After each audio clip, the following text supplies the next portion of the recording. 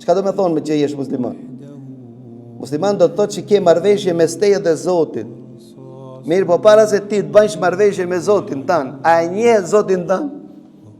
Merr një njeri, një Maqedon, mendova se ka lexuar për Islamin, s'kish pas lexuar. Dhe tha jam interesu me njoft Islamin. E pyeta fillimisht, tash a e njeh ti Zotin tan? Tha jo. Tash a ke dëshirë të njihesh me Zotin tan? A keni dëshirë me njoft ju Zotin tu? Kush është Zoti ju? Me të pyet dikush, kush është Zoti jot o ti musliman? Çfarë kishe thonë? Ha? Kush është Allahu? Ma përshkruaj Zotin tan. Allahu Azza wa Jalla ka përshkruajt në një sure që ka thonë ka vlerë 1/3 e Kur'anit. Qul huwa Allahu ahad. Çka do të thonë as i vetmi? Nëse pyet ty se kush është që dhuron jetë, kush është që e ngjall njerin pas vdekjes, thuaj Allahu. Nëse të pyet dikush, kush jep ti rrezik, furnizim, thuaj Allahu. Nëse të pyet dikush se kush ka mundësi të zbukuroj, kush ka mundësi të pasuroj, kush ka mundësi që të shëroj, kush ka mundësi që të begatoj, kush ka mundësi, kush është? Është i vetmi Allah. Musliman ku ta njohin Zotin e tyre, se vetmi Allah, a kanë mundësia mo zemrët e tyre të lidhen me dikan tjetër pos Allah? Rezultati i lidhjes së muslimanëve të zemrave të tyre me dikan tjetër pos Allah, neve na ka rezultuar që kena pasuri, pa sa, pa lëgori, mi po nuk ngop mo asnjëherë. Kena të mira, begati të një pasnjërshme, mirë po nuk na kujtohen asnjëherë. Depresion, stres, problem, të vazhdueshme, për shkak se ne ende nuk e kemi njohur Zotin ton e pastaj të jemi të kënaqur me Zotin ton. Për ata Allahu Azza wa Jalla ka definu veten e tij dhe ka qef Allahu Azza wa Jalla të lexohet kjo sure vazhdimisht. Ka thonë ai që e lexon këtë sure është sikur me lexoj 1/3 në Kur'an, mbi lekon hadithe kush e lexon 10 herë i ndërtohet në pallat në xhenet. Pse? Për shkak se i përshkruan sifatet, atributet e Zotit të tij. Qul huwallahu ahad. Nëse të pyesin se kush ka mundësi që ta bën të pamundër të mundur, a thuaj Allah. Kush është që e krijoi këtë dynjë? Allah, i vetmi. Kush është që e zrip shiun? Është Allah. Kush është që të begaton, të pasuron, të marton, kush është? Allah.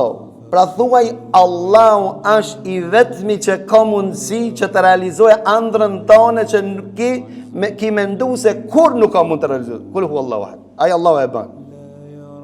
Allahu Samad, që do me thonë? Do të që Allahu Azza wa Jall nuk është i nevojshëm për juve farë. Për kërkan. Allahu Azza wa Jall nuk e pasurojnë falënderimet dhe lavdrimet dhe adhurimet. Atëherë pse Allahu na ka urnuar të falënderojmë dhe të adhurojmë? Për neve. Fëmin ku ta shifsh gjithë se pe kap atë kablin, qërum dhe pe kap rrima, çka i thua? Kujdes. Mos e prek. Po nëse e prek dhe e zen rrima, atë ban dam tije? Po nëse nuk e prek, atë ban dobi, tije nuk ban. Kujt i ban dobi? Ati të cilën e ke urnu ti. Pra Allahu Samad, ja ju nas, antumul fuqara'u ila Allah. O ju njerëz, ju jeni të vobek, të varfër, të nevojshëm për Zotin tuaj. Wallahu huwa al-ghani. Allahu është i pas. Allahu është i falënderuar, i adhuruar para se ti adhurojsh.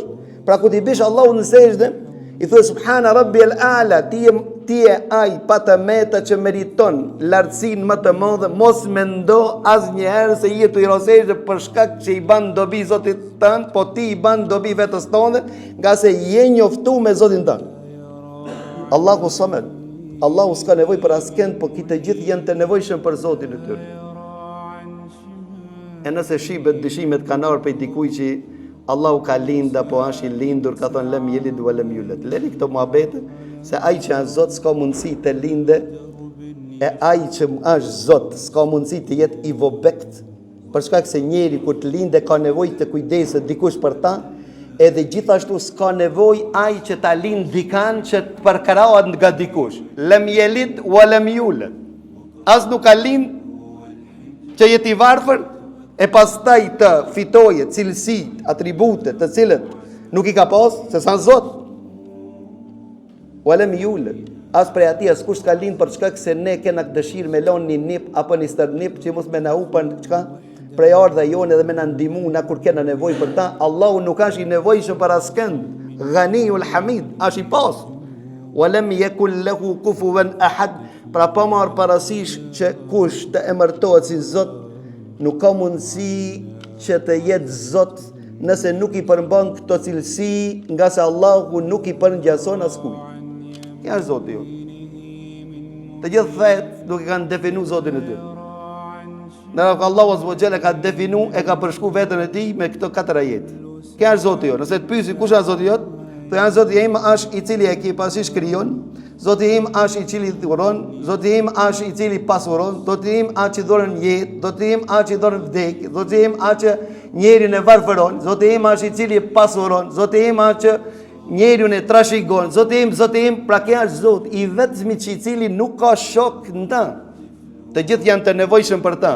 Ti je i nevojshëm për Zotin ta. Ti pse kena ardhur në xhami? Na pse kena ardhur në xhami për shkak se jemi të nevojshëm për Zotin tonë. Thasha e kuptove ti kush është Zoti, tha pasha Allahun bogën. Tha pasha Allahun, tha se efte unë po njifna me Zotin tim.